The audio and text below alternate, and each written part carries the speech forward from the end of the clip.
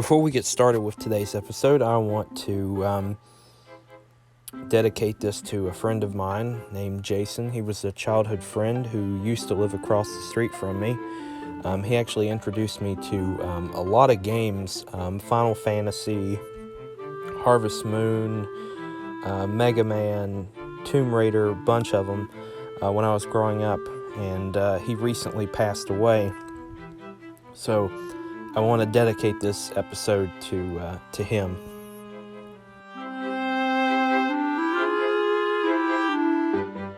Hi, and welcome to another episode of Starship Gaming. Before we get started, don't forget to like and subscribe and hit the bell if you want notifications of when we release more awesome videos. Now let's jump right into today's topic.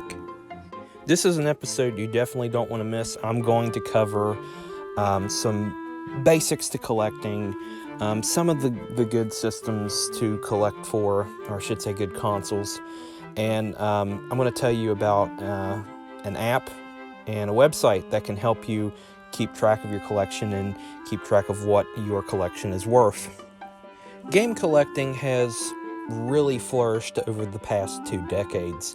A lot of it has to do with the internet.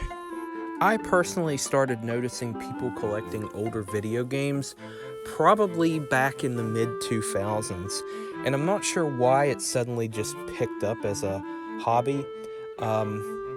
It really started flourishing, in all honesty. I observed in my area where I live, probably about 2011, 12, around that time. Before that, nobody really valued retro video games. Everybody just kind of threw them out there, and that was that. And, out for sale, they'd sell them for $1 here, $1 there, but, they weren't something that anybody really paid attention to until they started becoming something of value. I myself actually started collecting retro video games probably around 2002, maybe even a little bit before then. I collected NES and Atari 2600 games when I first started collecting. I had a pretty good collection back there. I think maybe 70 NES games and probably close to around 150 Atari 2600 games.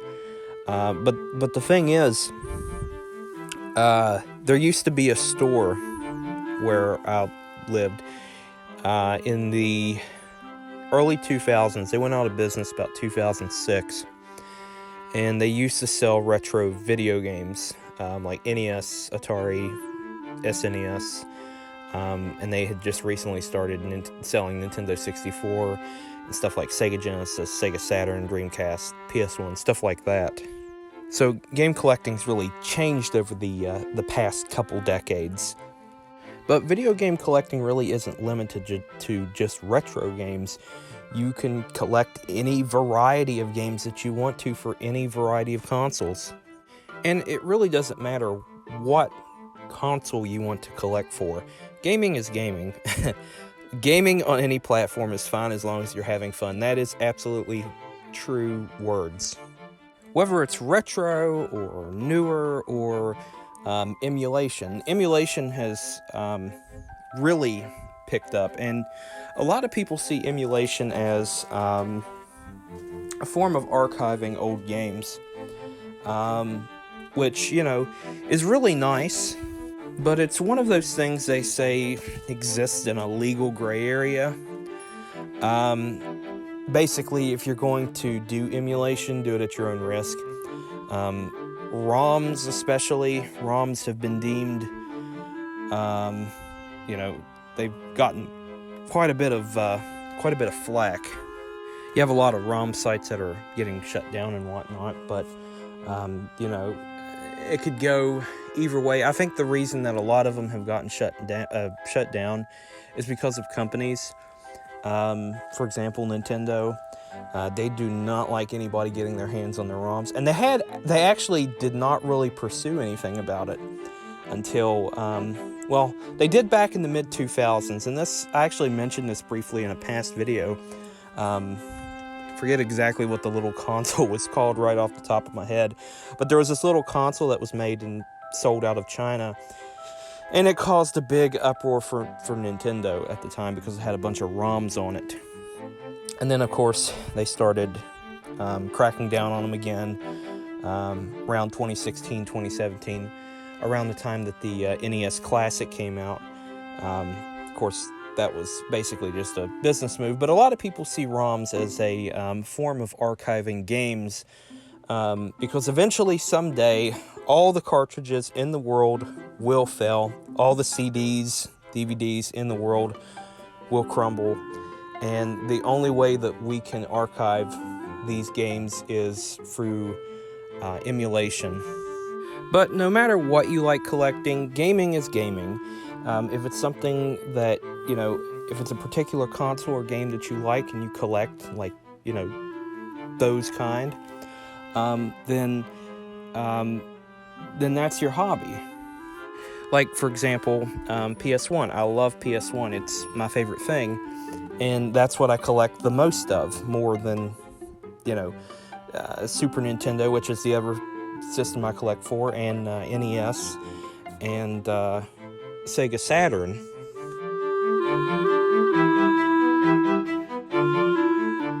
So the first thing to determine when you start collecting is determine what you want to collect in terms of video games. Let's say, for example, you want to collect Nintendo 64.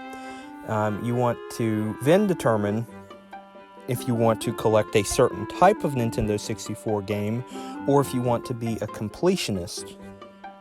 And that basically applies to collecting any and all video games, unless, you only collect the consoles, which I do know people who collect only consoles. Like, for example, back to Nintendo 64, these different editions of the Nintendo 64, whether it's the watermelon or the Pikachu edition or, jungle green, whatever. The next thing you want to do is you want to budget yourself. You want to find out how much you want to spend on your collection. Some people kind of just do it on the fly. Like, they'll be out like at a flea market or a thrift store or somewhere, and they'll be like, I want that, and they'll buy all that, and and they just kind of buy it on impulse. But you got some people who actually, they'll do online buying, or they'll strictly buy their games online, and they'll budget themselves. So you basically want to budget yourself.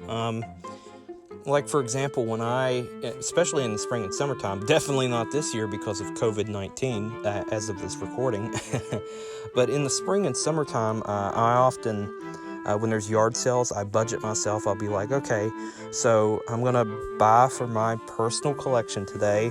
I'm going to set aside $100, and this is what I'm going to spend. Unless I find something, really awesome. For example, about 3 years, let's see, when was that? 2 years ago. 2 years ago, I was at a yard sale, and a guy had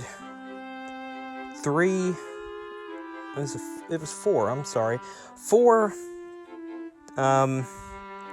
containers, I call them tubs, full of NES, SNES, and Sega Genesis stuff.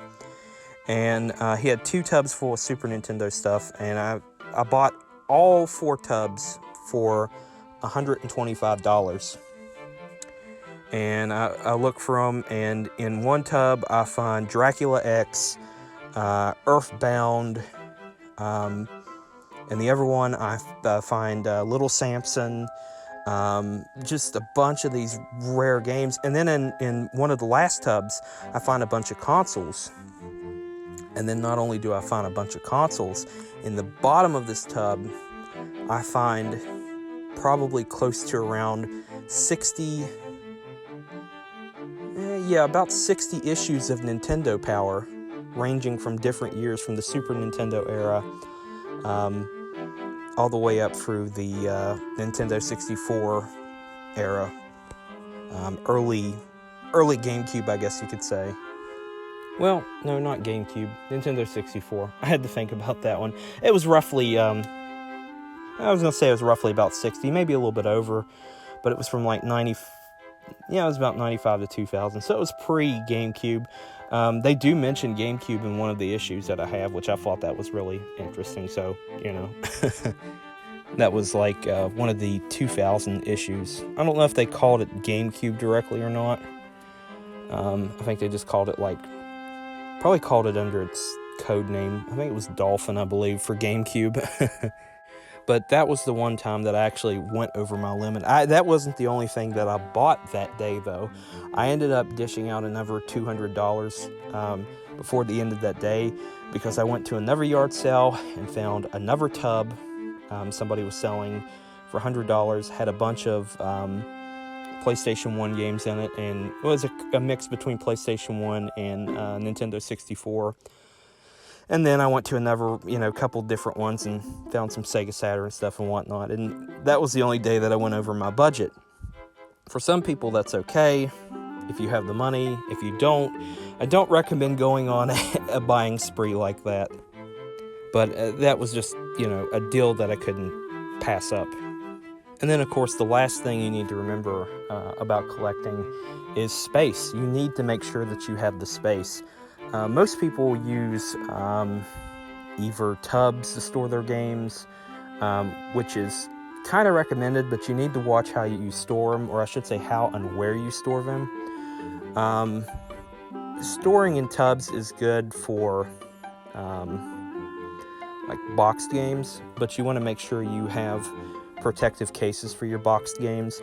Now, if they're loose cartridges, they'll most likely be fine in a tub. I mean, as long as you don't store them in temperatures that are too cold or too hot. You want to store them at room temperature, recommended about 67 to 69 degrees, roughly. And, that's a pretty safe temperature. I guess you can call that room temperature. And, but the other way is bookcases. The problem with bookcases, though, is that you can run out of space fast. Trust me, I have probably about 9 bookcases, all filled with games.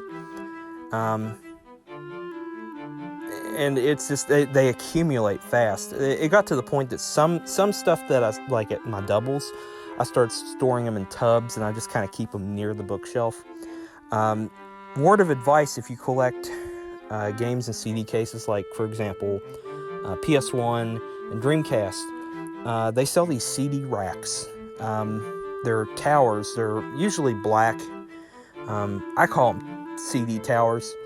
Those are what I highly recommend for storing your CD-based games in that are in cases like that. Mostly because they don't take up a lot of space. So they're good space savers. Also, when you're buying games, you want to check condition.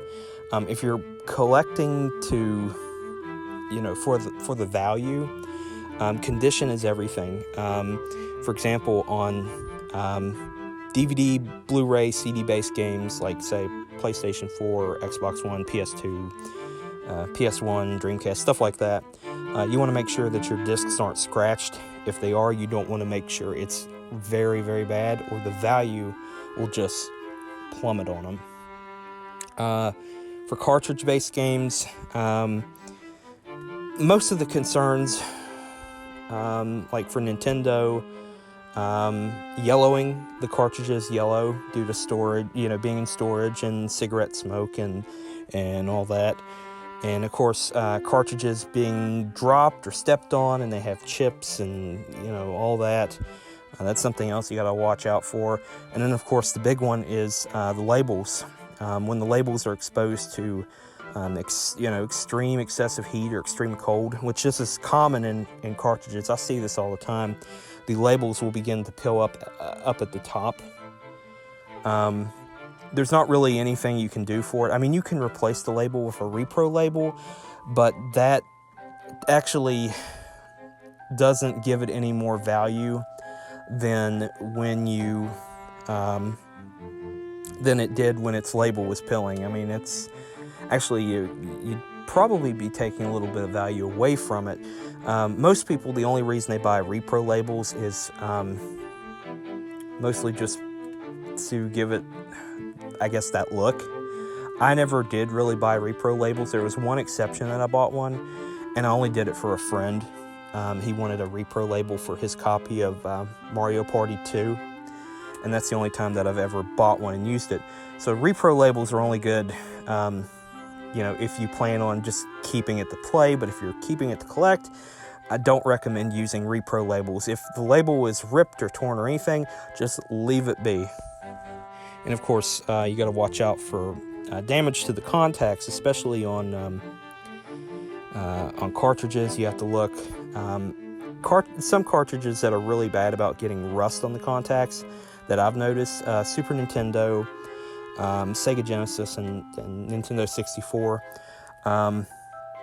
There's not really anything you can do for them other than take them apart and just give them a good cleaning, which there's a tool you can buy online, or you can buy a bit if you want to, and you can use it to take your cartridges or even your consoles apart, and you can use that bit, take it apart, and then you can clean your contacts on your cartridge board, or if you need to clean your board. There was one example.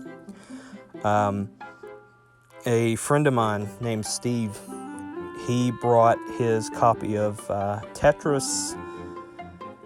I forget which version of Tetris it was. This was a while back. And he's like, dude, my cartridge isn't working. Can you fix it? So I take it apart. There was a flippin' mushroom growing inside that thing.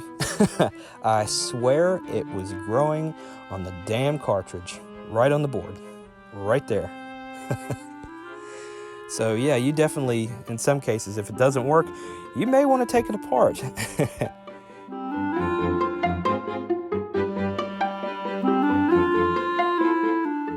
Now, when you start collecting games, you might want to keep track of your collection and keep track of what it's worth.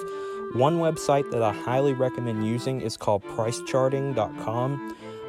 What you simply do is go to the website. There'll be a search bar, type in the name of your game, say for example Legend of Zelda, and you press the search button, and it'll give you a list of all the games that have that same name. All you have to do is scroll down, find your game, click on the title, and it'll tell you what it's worth for both a loose copy, a sealed in box copy, a complete in box copy, and a sealed in box copy. And if you want to keep track of both what your collection is worth and keep track of the games in your collection, there's an app called GameEye. GameEye is something that I've used for almost 2 years now, and it really is a helpful resource if you want to keep track of your collection. You can also back up copies of your collection to your phone, and it's available on both iOS and Android. So you could really keep track of everything very well. You can even keep track of duplicates with this app, which this is probably one of the best resources that has ever been created, and it's a lot better than keeping track of your games on notebook paper.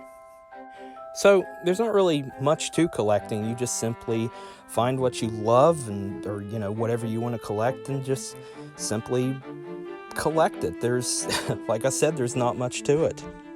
Get interested in something that you want to collect. Start buying that particular type, like for example, say you want to collect Sega Genesis, or say you want to collect Xbox One or PS4 or whatever. Find something you love and collect it. It's actually relaxing, as my friend calls it. It's very zen. And I honestly, collecting video games is a great hobby. So I hope you enjoyed today's episode. I hope it helped you out a lot and helped you understand the basics. Of course, there's a lot more we could go over, which if there's any particular aspect of collecting you want me to go over, let me know in the comments down below. So until next time, I will see ya.